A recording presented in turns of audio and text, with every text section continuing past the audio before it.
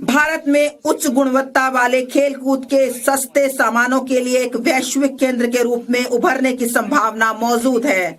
मैं उपकरण डिजाइन एवं सामग्री विज्ञान में विनिर्माण, अनुसंधान और नवाचार को बढ़ावा देने हेतु खेलकूद के सामानों के लिए एक समर्पित पहल का प्रस्ताव करती हूँ। विरासत के औद्योगिक क्लस्टरों का कायाकल्प।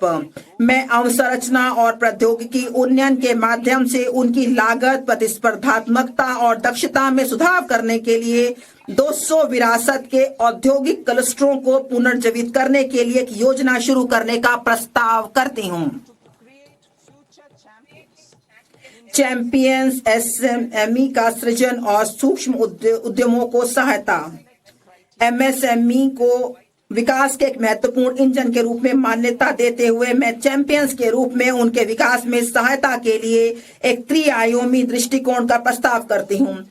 इक्विटी सहायता। मैं भविष्य के चैंपियंस तैयार करने के लिए चुनिंदा मानदंडों के आधार पर उद्यमों को प्रोत्साहित करने के लिए एक समर्पित 10,000 करोड़ की एमएसएमई विकास निधि शुरू करने का प्रस्ताव करती हूँ।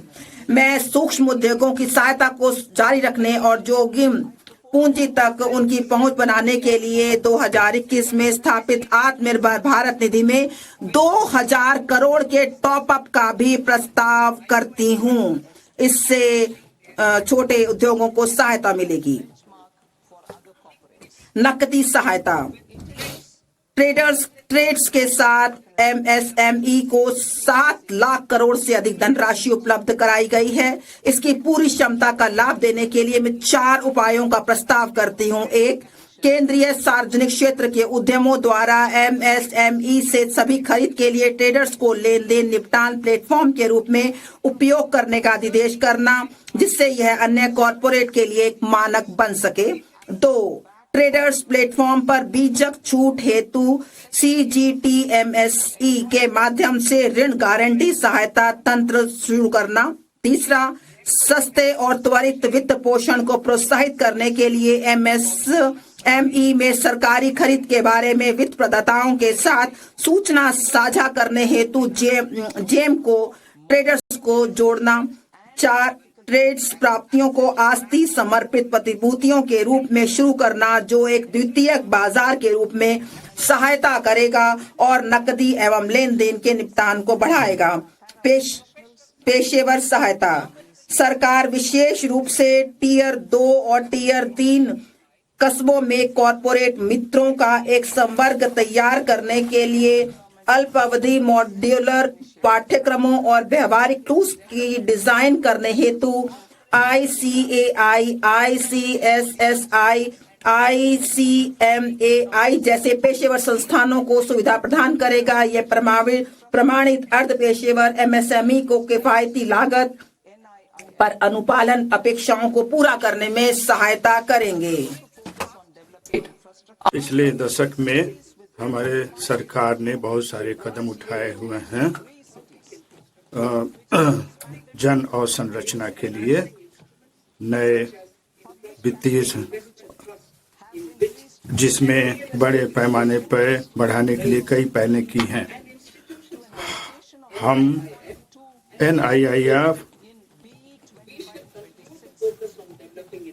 हम सार्वजनिक अवसंरचना को बड़े पर बढ़ाने के लिए कई पहलें की हैं। हम 5 लाख से अधिक आबादी वाले टियर 2, टियर 3 शहरों में अवसंरचना के विकास पर जोर देना जारी रखेंगे, जिन्हें विकास केंद्र बनाने के लिए विस्तारित किया गया है।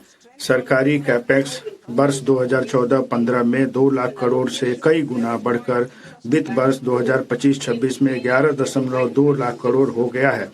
वित्त वर्ष 2026-27 में मैं इस गति को जारी रखने हेतु इसे बढ़ाकर 12.2 लाख करोड़ करने का प्रस्ताव करती हूँ।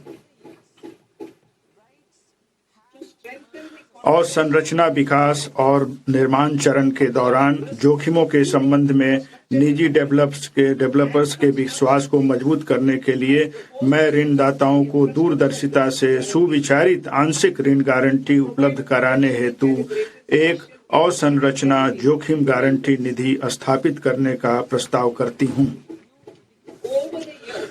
पिछले वर्षों के दौरान REITs परिसंपत्ति मुद्रीकरण के लिए एक सफल उपाय बनकर उभरे हैं।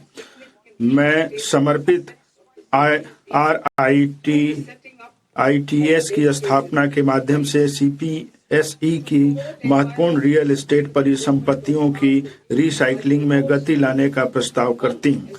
कार्गो के पर्यावरण अनुकूल आवागमन को बढ़ावा देने के लिए मैं निम्नलिखित प्रस्ताव करती हूँ। पूर्व में डानकुनी से पश्चिम में सूरत को जोड़ते हुए नया समर्पित मालवाहक कॉरिडोर बनाना, तालचर और आंगुल जैसे खनिज समृद्ध क्षेत्रों तथा कलिंगा नगर जैसे औद्योगिक केंद्रों को पारादीप और धमरा पत्तनों से जोड़ने के लिए उड़ीसा में NW5 से शुरू करते हुए अगले 5 वर्षों में 20 नए राष्ट्रीय जलमार्ग NWU शुरू करना। इसके लिए अपेक्षित जनशक्ति तैयार करने के लिए क्षेत्रीय उत्कृष्ट केंद्रों के रूप में प्रशिक्षण संस्थान स्थापित किए जाएंगे। इससे प्रशिक्षण देने और कौशल प्राप्त करने के लिए जल मार्ग के पूरे भाग में युवाओं को लाभ प्राप्त होगा। इसके अलावा अंतर्देशीय जलमार्गों की जरूरतों को पूरा करने के लिए बनारस और पटना में एक जहाज मरम्मत सुविधा भी स्थापित की जाएगी।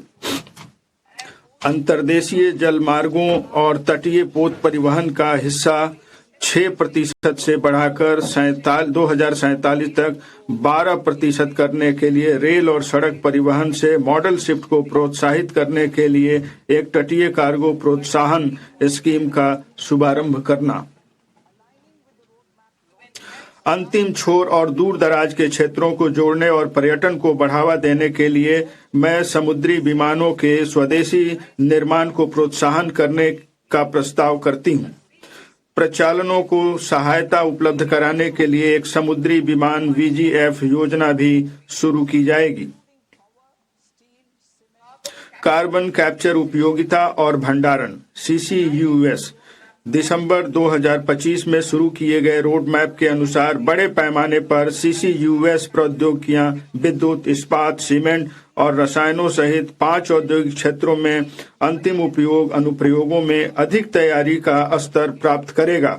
अगले 5 वर्षों में 20,000 करोड़ के परिव्यय का प्रस्ताव किया गया है।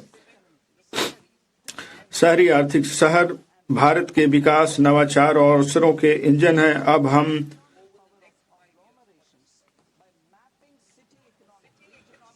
शहरी आर्थिक क्षेत्र। शहर भारत के विकास, नवाचार और अवसरों के इंजन हैं। हम अब टियर 2 और 3 शहरों तथा तीर्थ कस्बों पर भी ध्यान केंद्रित करेंगे जिन्हें आधुनिक